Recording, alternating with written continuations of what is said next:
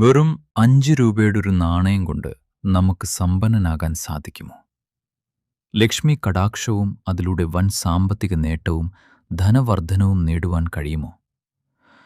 സാധിക്കില്ല എന്ന് പറയാൻ വരട്ടെ.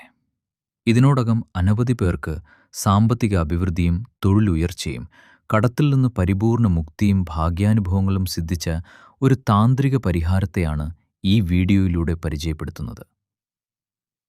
വലിയ സാമ്പത്തിക ബാധ്യതകളും ദുർച്ചെലവുകളും കാരണം ബുദ്ധിമുട്ടുന്നവർക്കും സാമ്പത്തിക സുസ്ഥിരതയ്ക്കായി അനേകം പൂജകളും വഴിപാടുകളും ചെയ്ത് പരാജയപ്പെട്ടവർക്കും ഈയൊരു കർമ്മം അനുഷ്ഠിക്കുന്നതുവഴി സാമ്പത്തിക മുന്നേറ്റം കൈവരിക്കാൻ സാധിക്കും. ആവശ്യമായ സാധനങ്ങൾ: ഏകദേശം 100 ഗ്രാം കടുക്. വീട്ടിൽ പാചകത്തിന് ഉപയോഗിക്കുന്നതോ വാങ്ങിവെച്ചിരിക്കുന്നതോ എടുക്കരുത്. ഇതിനായി മാത്രം കടയിൽ നിന്ന് പുതിയ കടുക് വാങ്ങണം. അടച്ചുറപ്പുള്ള ഒരു ചെറിയ പ്ലാസ്റ്റിക് ബോക്സ്. നോൺ വെജ് ഉപയോഗിക്കാത്ത അടച്ചുറപ്പുള്ള മറ്റ് പാത്രങ്ങളായാലും മതി. 5 രൂപയുടെ കോയിനുകൾ. നിങ്ങൾ വിദേശത്താണെങ്കിൽ അവിടെ പ്രചാരത്തിലുള്ള ഏതെങ്കിലും ഒരു നാണയം ഉപയോഗിക്കാം. പൂർണ്ണ വിശ്വാസം: ഈ കർമ്മത്തിന്മേൽ ഉറച്ച വിശ്വാസമുണ്ടായിരിക്കണം. ഇനി ചെയ്യേണ്ട രീതിയും സമയക്രമവും എങ്ങനെയെന്ന് നോക്കാം. വാങ്ങിക്കൊണ്ടുവന്ന കടുക് പൂർണ്ണമായി ആ പ്ലാസ്റ്റിക് ബോക്സിലേക്കിടുക. ഒരു മാസത്തെ 4 ആഴ്ചകളിൽ വരുന്ന ചൊവ്വാഴ്ച, വെള്ളിയാഴ്ച ദിവസങ്ങളിലാണ് ഈ കർമ്മം ചെയ്യേണ്ടത്. ചൊവ്വാഴ്ചയും വെള്ളിയാഴ്ചയും രാവിലെ 6 മണി 7 മണി ഇടയിൽ ബോക്സ് തുറന്ന് ലക്ഷ്മി സ്മരണയോടെ ഒരു 5 രൂപ നാണയം കടുകിലേക്ക് പൂർണ്ണമായി ആഴ്ത്തിവെക്കുക. രാവിലെ ചെയ്യാൻ സാധിക്കാത്തവർക്ക് അന്ന് രാത്രി 8 മണി 9 മണി ഇടയിലുള്ള സമയത്ത് പ്രാർത്ഥനയോടെ നാണയം നിക്ഷേപിക്കാം. ഒരു മാസത്തിലെ ആദ്യത്തെ ചൊവ്വാഴ്ചയോ വെള്ളിയാഴ്ചയോ ഇത് തുടങ്ങി തുടർന്ന് വരുന്ന 4 ആഴ്ചകളിൽ കൃത്യമായി ഇത് ചെയ്യണം. അതായത് മൊത്തത്തിൽ 8 നാണയങ്ങൾ നിക്ഷേപിക്കണം. ഇങ്ങനൊരു മാസം ചെയ്തു കഴിഞ്ഞാൽ നാണയങ്ങൾ തിരിച്ചെടുക്കേണ്ട രീതി എങ്ങനെ എന്ന് നോക്കാം. 4 ആഴ്ച കൃത്യമായി നിക്ഷേപിച്ചു കഴിയുമ്പോൾ ബോക്സിൽ 8 കോയിനുകൾ, അതായത് 40 രൂപ ഉണ്ടാകും. അവസാന നാണയം ചൊവ്വാഴ്ചയാണ് നിക്ഷേപിച്ചതെങ്കിൽ തുടർന്നു വരുന്ന വെള്ളിയാഴ്ച ആ നാണയങ്ങൾ എടുക്കാം. വെള്ളിയാഴ്ചയാണ് അവസാനമായി നിക്ഷേപിച്ചതെങ്കിൽ അടുത്ത ചൊവ്വാഴ്ച എടുക്കാം. നാണയം പുറത്തെടുക്കുമ്പോൾ രാഹുകാലം ഒഴിവാക്കാൻ പ്രത്യേകം ശ്രദ്ധിക്കണം. ചൊവ്വാഴ്ച ഉച്ചയ്ക്ക് 3 മണി മുതൽ 4:30 വരെയാണ് രാഹുകാലം.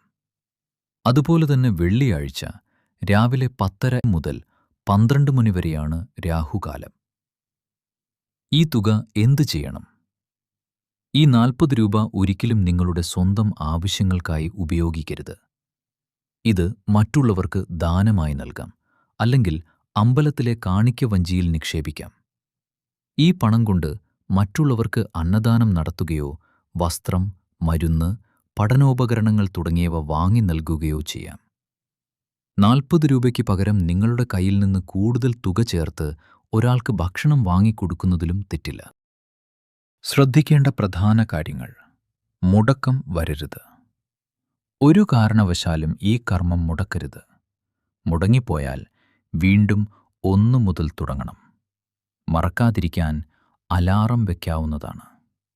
സ്ത്രീകൾ ശ്രദ്ധിക്കേണ്ടത്: ഈ കർമ്മത്തിന് പൂജയോ മറ്റു കാര്യങ്ങളോ ഇല്ലാത്തതിനാൽ അടുക്കളയിൽ ഈ ബോക്സ് സൂക്ഷിക്കാം. നാണയം നിക്ഷേപിക്കുമ്പോഴും പുറത്തെടുക്കുമ്പോഴും ശരീരശുദ്ധി നിർബന്ധമാണ്.